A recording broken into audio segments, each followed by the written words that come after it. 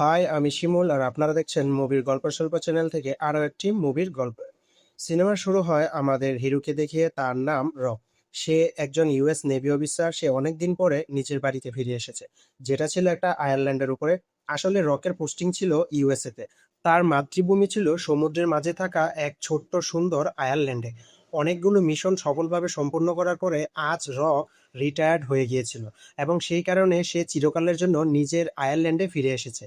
কিছুক্ষণ পর রক আয়ারল্যান্ডে পৌঁছে যায়। অনেক দিন ছুটি না পাওয়ার কারণে সে 10 বছর পর নিজের বাড়িতে ফিরে এসেছে। এই 10 বছরে আয়ারল্যান্ডে অনেক পরিবর্তন হয়ে গিয়েছিল। সেখানে একটি অনেক বড় ফ্যাক্টরি ছিল, যেখানে আয়ারল্যান্ডের বেশিরভাগ মানুষ কাজ করত। কিন্তু সেটা কোনো কারণে বন্ধ হয়ে গেছিল। এই ফ্যাক্টরির সাথে রকের ছোটবেলার অনেক স্মৃতি জড়িয়ে ছিল। সেখান থেকে রক নিজের বাড়ির দিকে যাচ্ছিল, ঠিক তখনই শহরের ইন্সপেক্টর সেখানে চলে আসে। সে রককে দেখেই চিনে ফেলে। ইন্সপেক্টর তার সাথে হাই হ্যালো করে এবং তাকে নিজের গাড়িতে করে বাড়িতে পৌঁছে দেওয়ার কথা বললে। প্রথমে রক না করলেও পরে রাজি হয়ে যায়। খুব দ্রুতই তারা রকের বাড়িতে পৌঁছে যায়। তার বাবা ছিল সরকারি চাকরিজীবী, তার মা একজন হাউসওয়াইফ, তার বোন এলিসা এই আয়ারল্যান্ডের একটা দোকানে কাজ করে, আর তার বোনের ছেলে জয়, যার বয়স মাত্র 14, এবং সে পড়াশোনা করত। এদিকে এত বছর পর রককে ফিরে পেয়ে পরিবারের সবাই অনেক খুশি হয়ে যায়। আসলে এলিসার স্বামী মারা গিয়েছিল, সেই কারণে সে তার বাবা মার সাথেই থাকতো। রাতে রক পরিবারের সাথে ডিনার করছিল, তখন এলিসার ছেলে জয় সেখানে আসে এবং রকের সাথে খুবই বেয়াদবি করতে শুরু করে। আসলে জয় ছিল খুবই দুষ্টু একটা ছেলে, এবং সে কারোর কথাই শুনতো না। তাছাড়া রকের বাড়িতে জায়গা অনেক কম ছিল, তাই রক না থাকায় জয় রকের রুমে থাকতো। রাতে ঘুমানোর সময় রক জয়কে মাটিতে ঘুমাতে বলে, কিন্তু জয় আবারও বেয়াদবি শুরু করে। রক নিজেই মাটিতে ঘুমিয়ে পড়ে। পরের দিন সকালে রক নিজের বাড়িতে কিছু কাজ করছিল, ঠিক তখনই তার ছোটবেলার বন্ধু একটা ট্রাক নিয়ে সেখানে আসে। অনেক দিন পরে একে অপরের সাথে দেখা হয়। তারা দুজনেই খুব খুশি হয়ে যায় এবং একসাথে বসে পুরনো স্মৃতি নিয়ে কথা বলতে থাকে। এই সময় রকের বন্ধু রে তাকে বলে রক আইল্যান্ড ছেড়ে যাওয়ার পরে সে বাজেভাবে ড্রাগসের নেশায় জড়িয়ে পড়েছিল। কিন্তু অনেক কষ্ট করে প্রায় 2 বছর নিজের সাথে যুদ্ধ করার পরে সেই নেশা থেকে বের হয়ে আসে। এখন সে ট্রাক চালানোর কাজ করে একটি সাধারণ ও শান্ত জীবন কাটাচ্ছে। রে এর সাথে কিছুক্ষণ কথা বলার পরে রক তার বাকি পুরনো বন্ধুদের সাথে মাঠে খেলতে যায়। তখন সেখানে রকের আরেক বন্ধু স্যাম চলে আসে। স্যাম খুব ধনী পরিবারের সন্তান এবং সেই কারণে সে খুব অহংকারী ছিল। তবে রকের সাথে তার ভালোই বন্ধুত্ব ছিল। স্যাম ছিল একটা ক্যাসিনোর মালিক, এবং তার ক্যাসিনো এই আয়ারল্যান্ডেই ছিল। পরে স্যাম রক এবং তার বন্ধুদের সাথে একটা গেম খেলার অফার করে। তখন রকও হ্যাঁ বলে দেয় এবং খেলা শুরু হয়ে যায়। স্যাম এবং তার লোকেরা স্পষ্টভাবে চিটিং করছিল। তারা রক এবং তাদের বন্ধুদের ধাক্কা মেরে ফেলে দিচ্ছিল। অনেকবার রকের বন্ধুর সাথে তাদের ঝগড়াও হয়, কিন্তু রক প্রতিবার পরিস্থিতি সামলে নেয় এবং তার বন্ধুদের বোঝায় এটাকে শুধু খেলা হিসাবেই দেখতে। কিন্তু কিছুক্ষণ পরে স্যাম এবং তার লোকেরা চিটিং করে খেলাটি জিতে দেয়। এদিকে মাঠ থেকে বের হওয়ার সময় স্যাম রক এবং তার বন্ধুদের নিজের ক্যাসিনোতে ইনভাইট করে। অন্যদিকে মাঠের পাশেই এলিসার ছেলে জয় তার বন্ধুদের সাথে ছিল।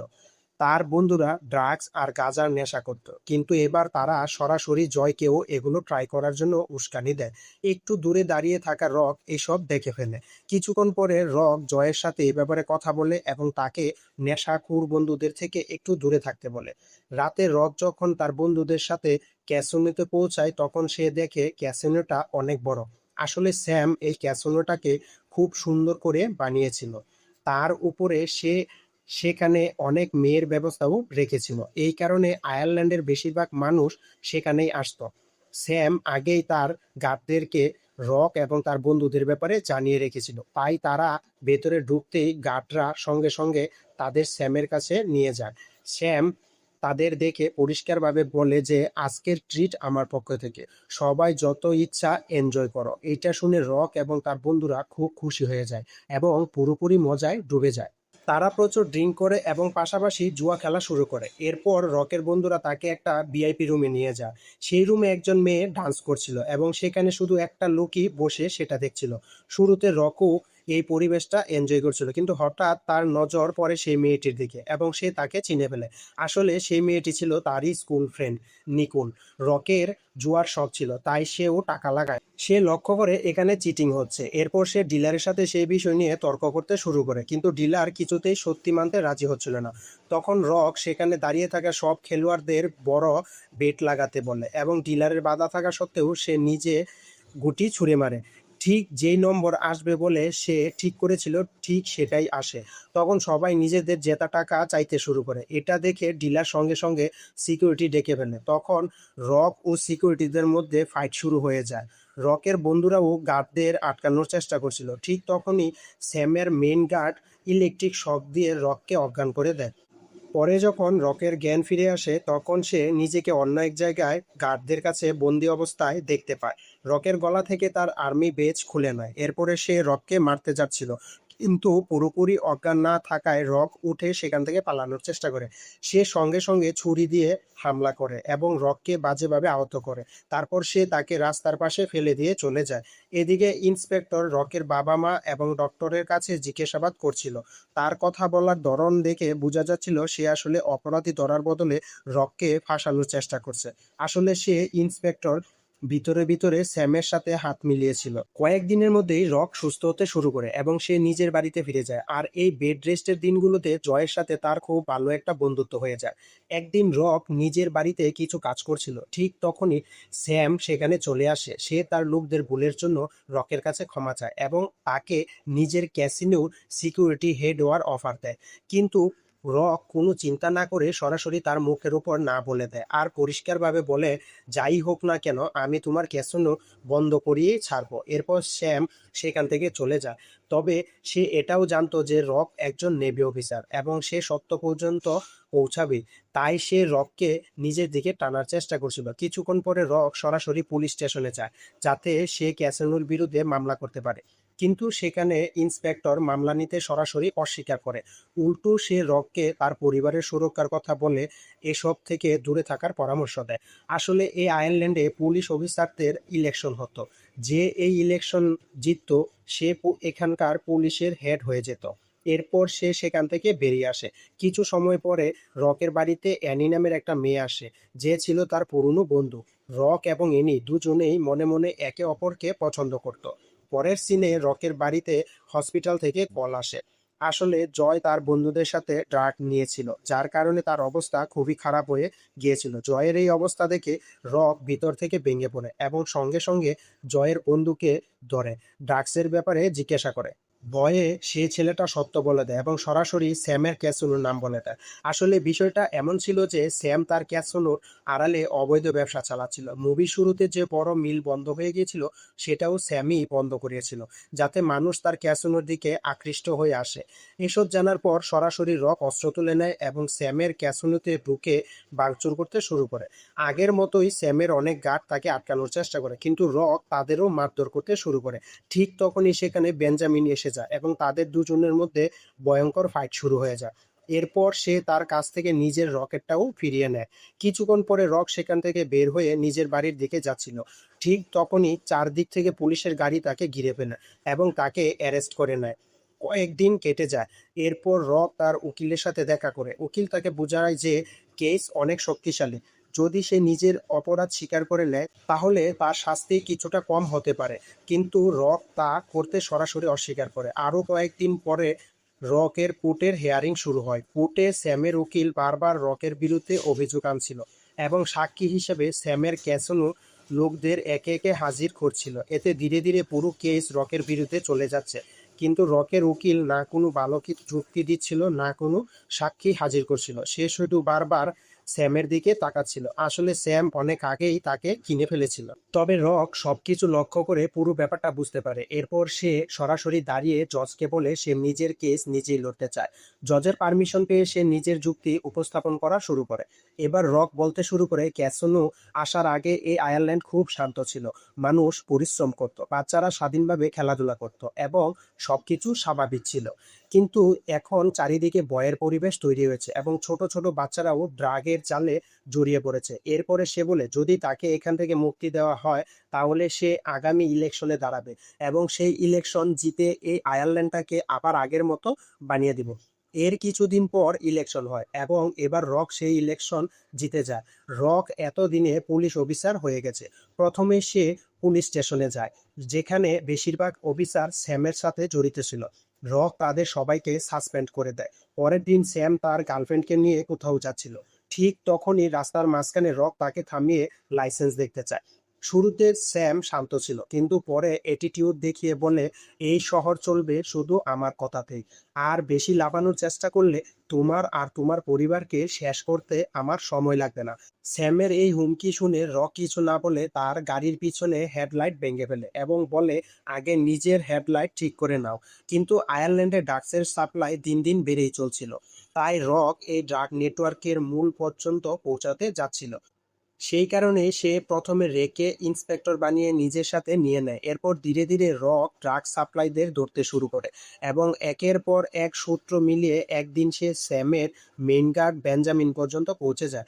এখানে বেঞ্জামিনকে ফাঁসানোর জন্য সার্চ করার সময় রে চুপি চুপি ড্রাগ বের করে তার পকেটে রেখে দেয় এবং তারপর তাকে অ্যারেস্ট করা হয়। রক পুলিশ হওয়ার পরে সেখানকার মানুষরা তার কাজে কর্মে অনেক বেশি খুশি ছিল, যার ফলে এখন স্যামের ক্যাসিনোতে লোকের ভিড় অনেক কমে গিয়েছিল। ধীরে ধীরে এভাবেই স্যামের ব্যবসা এবং তার লোকজনদের অনেক বড় ক্ষতি করতে শুরু করে। এখন রকের মনে হচ্ছিল স্যাম নিশ্চয়ই তার বাবা মার ক্ষতি করার চেষ্টা করবে, তাই সে তার মা বাবার খেয়াল রাখার জন্য রেকে নিজের বাড়িতে পাঠিয়ে দেয়। আর পুলিশ স্টেশনে বেঞ্জামিন বন্দি থাকায় রক সেখানে থেকে যায়। এদিকে এনি রকের জন্য খাবার নিয়ে পুলিশ স্টেশনে চলে আসে। তারা দুজনেই একে অপরকে পছন্দ করত, কিন্তু কেউ কাউকে প্রপোজ করতে পারছিল না। কিন্তু এবার তারা নিজেদের ফিলিংস আর কন্ট্রোল করতে পারেনি এবং একে অপরের প্রতি আরো বেশি আকৃষ্ট হয়ে পড়ে। সকালে আমরা দেখি স্যাম তার লোকদের পুলিশ স্টেশনে এবং রকের বাড়িতে পাঠিয়ে দিয়েছে। পুলিশ স্টেশনে পৌঁছে তারা প্রথমে রকের গাড়ি উড়িয়ে দেয়, কিন্তু বিস্ফোরণের শব্দে রক সঙ্গে সঙ্গে অ্যালার্ট হয়ে যায়। কিছুক্ষণের মধ্যে বাইরে থাকা ৩-৪ জন লোক মেশিন গান দিয়ে এলোপাতাড়ি গুলি করতে শুরু করে।